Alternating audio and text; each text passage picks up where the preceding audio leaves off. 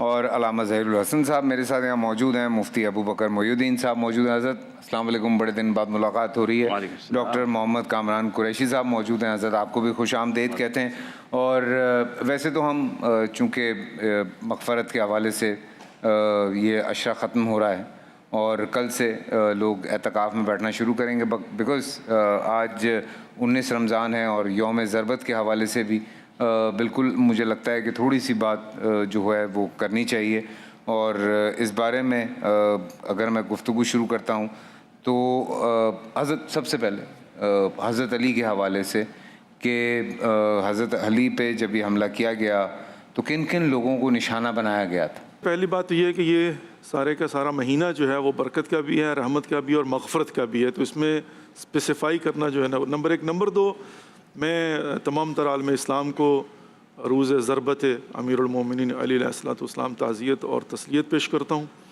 اور جہاں تک آپ کے سوال کا تعلق ہے، تاریخ میں ملتا ہے کہ خوارج جو ہے وہ 3 شخصیات کو ہٹ کرنا چاہتے تھے یا ان کا ارادہ تھا اور وہ اسی ارادے سے نکلے تھے، لیکن at the end of the day ابھی ایک تھیوری ہے، مجھے سمجھ نہیں آتی کہ کس طرح سے جو ہے نا وہ 2 کو ہٹ نہیں کر پائے اور صرف مولا کائنات علی علیہ الصلوۃ والسلام کو۔ تو بلکہ میں اگر بڑی صراحت سے یہ بات کروں تو اگرچہ وہ خوارج تھے لیکن ان کے پیچھے بھی ظاہرہ بڑی طاقتیں تھیں، وہ خود سے تو یہ نہیں مطلب جو ہے نا وہ آپریٹ کر رہے تھے۔ تو بہرحال at the end of the day ہم یہ دیکھتے ہیں کہ 19 ماہ مبارک رمضان کو مسجد کے اندر حالت نماز میں عبد الرحمن ابن ملجم مرادی وہ جو ہے مولا کائنات علی علیہ الصلوۃ والسلام کے سر پر ضرب لگاتا ہے، اور جس کے نتیجے میں پھر جو ہے وہ مولا کائنات زخمی ہوتے ہیں، اور پھر 2 دن کے بعد 21 ماہ مبارک رمضان کو ان کی شہادت ہوتی ہے۔ تو اس کی بیک گراؤنڈ کے اندر یقیناً مولا کائنات علی علیہ الصلوۃ والسلام کی وہ مجاہدت ہے، وہ خدمات ہیں، وہ اسلام کے لیے بے لوث خدمتیں ہیں، جو انہوں نے حتیٰ یہ کہ جب کفار اور مشرکین سے جنگیں کی ہیں اور اس کے بعد پھر جو منافقین کے ساتھ، ہم بڑی صراحت کے ساتھ یہ کہہ سکتے ہیں کہ عالم اسلام کے اندر اولین مظلوم جو ہے نا وہ مولا کائنات علی علیہ الصلوۃ والسلام ہے۔ جتنا ظلم مولا کائنات علی بن ابی طالب پر جو کفار اور مشرکین کے ساتھ جنگوں میں ہوا، جو اس کے بعد حتیٰ خود مسلمانوں نے ان کے ساتھ جو کیا اور جس طرح سے داخلی جنگیں ہوئی ہیں، وہ ایک الگ چیپٹر ہے۔ بہرحال آج بہت ہی سوگ کا دن ہے اور بہت ہی تعزیت اور تسلیت کا دن ہے، اور مولا کائنات علی علیہ الصلوۃ والسلام ظاہری طور پر چوتھے خلیفۃ المسلمین ہیں، اور ہم ان کو جو ہے وہ امام اول یعنی وہ پہلے امام ہیں 12 اماموں کی فہرست میں سے،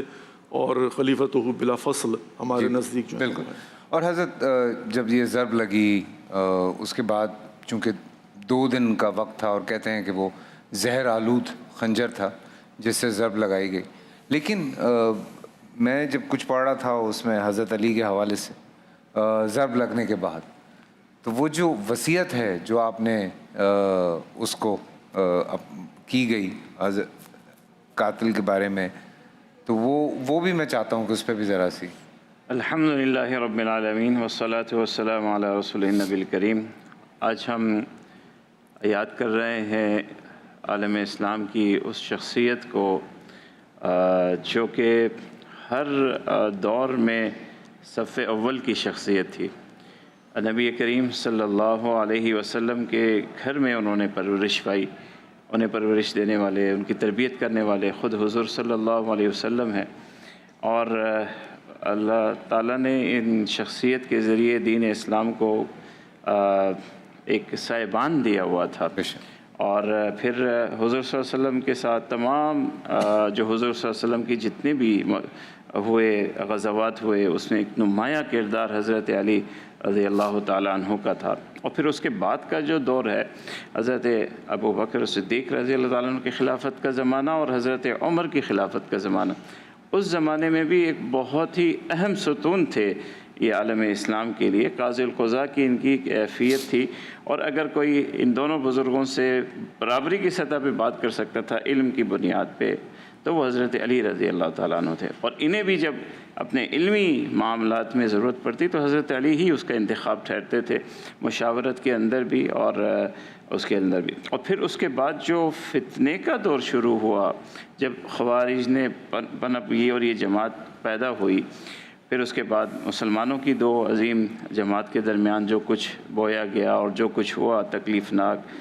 اس کے بعد حضرت علی رضی اللہ تعالیٰ عنہ کی جو شخصیت اور ذات تھی اور جس طرح وہ آگے بڑھ رہے تھے، تو خوارج کو اپنے اس پورے نظام کو جو انہوں نے ترتیب دیا تھا اسے ڈوبتا ہوا وہ محسوس کر رہے تھے، اور یہی وجہ تھی کہ حضرت علی رضی اللہ تعالیٰ عنہ کو نشانہ بنایا گیا، اور ساتھ میں 2 اور بزرگوں کو بھی نشانہ بنانے کی ترتیب کی گئی۔ بدقسمتی سے حضرت علی رضی اللہ تعالیٰ عنہ اس وقت نشانہ بن گئے اور شہادت کے مرتبے پر فائز ہوئے، اور ہونا تھا یہ تو حضور صلی اللہ علیہ وسلم فرما گئے تھے، حضرت علی سے خود فرما گئے تھے کہ جن کے ہاتھوں آپ شہید ہوں گے وہ اس پوری امت کا جو ہے وہ انتہائی زندیق شہری ہوگا، فرد ہوگا۔ تو بہرحال یہ تو اللہ تعالیٰ کی قضاء اور قدر ہے، مرتبے اللہ تعالیٰ نوازتے ہیں، حالات بھی اللہ تعالیٰ کی طرف سے آتے ہیں، لیکن وہ ایسی شخصیت ہیں عالم اسلام کی کہ ہر زمانے میں وہ ہر اول دستہ کے ایک عظیم فرد تھے اور صاحبان تھے پورے عالم اسلام کے لیے۔ آج بھی جب اس طرح کے کوئی آپریشنز کیے جاتے ہیں تو یہ خاص طور سے لفظ جو ہے وہ پاک فوج بھی استعمال کرتی ہے، فتنہ خوارج۔ اور میں وہ آپ نے ایک بات پوچھی تھی بہت اہم تھی، میں اس طرف آتا ہوں کہ وصیت کے حوالے سے۔ جی میں آ رہا تھا کامران صاحب کی طرف، میں نے کہا کامران صاحب اس حوالے سے ذکر کر دیں تو۔ بسم اللہ الرحمن الرحیم۔ فیصل بھائی، گفتگو ہو رہی ہے حضرت علی کے حوالے سے۔ یہ 3 لوگوں نے، خارجیوں نے پلان بنایا کہ 3 بزرگوں کو شہید کرنا ہے، تو بدقسمتی ہے کہ حضرت مولا تک ان کی رسائی ہوئی، اور اس کے پیچھے جو پلاننگ ہے وہ پلاننگ کچھ بھی نہیں ہے۔ جب سے حضور اکرم صلی اللہ تعالیٰ علیہ وآلہ وبارک وسلم نے وحدانیت کا علم بلند کیا، اور پھر یکے بعد دیگر خلافت راشدہ میں وہ منتقل ہوتا رہا نظام اسلام، اس نظام اسلام کو حضور اکرم صلی اللہ تعالیٰ علیہ وآلہ وبارک وسلم کے بعد 3 خلفاء کے ساتھ شانہ بشانہ کھڑے ہو کر مولا کائنات نے اس نظام کو تحفظ دیا، قانونی طور پر بھی، عملی طور پر بھی، اخلاقی طور پر بھی امداد فراہم کی۔ اب وصیت کیا تھی اس خارجی کے بارے میں جو ملجم ملعون، جو سوال ہے آپ کا، اس کے بارے میں حضرت مولا نے فرمایا اس کو قتل نہیں کرنا، اس کو بچا کے رکھنا، اس کو زخمی نہیں کرنا۔ اگر مجھے اللہ نے زندگی دی